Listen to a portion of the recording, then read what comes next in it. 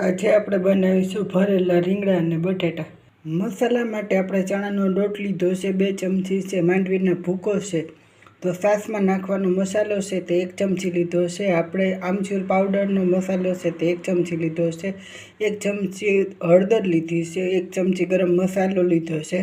તો આપણે 1 નાની ચમચી આદુનો પાવડર લીધો છે. ગોળ લીધો છે. લસણવાળી ચટણી છે.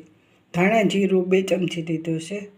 તો હવે આપણે સ્વાદ પ્રમાણે મીઠું નાખીશું અને 1 પાવડું તેલનું નાખીને મસાલાને મિક્સ કરી લેશું. તો આપણે 1 પાવડું તેલનું નાખી લેશું.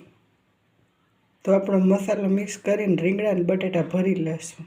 બટેટા અને રીંગણા આપણે ભરી લીધા છે. હવે વઘાર કરી લેશું. તો વધારાનો મસાલો છે તે આપણે શાકમાં ઉપયોગ કરીશું. ગેસ ચાલુ કરી લીધો છે. હવે આપણે કુકરમાં તેલ નાખી લેશું. તો આપણે 2 પાવડા નાખીશું.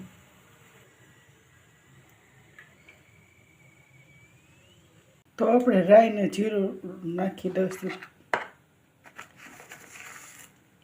તો આપણું તેલ થઈ ગયું છે. હવે વઘાર કરી લેશું. તો 1 ચમચી રાઈની નાખીશું. 1 ચમચી જીરું. તો આપણી પાસે આ કરચલીઓ છે તે 2 ગ્લાસ પાણીના થાય છે. તો આપણે આ કરચલીઓ પાણીનો નાખીને 2 થી 3 સીટી વગાડી લેશું.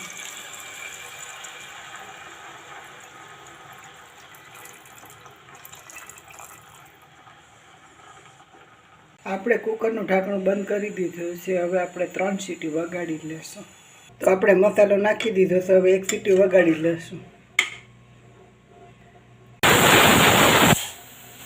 તો આપણું શાક તૈયાર.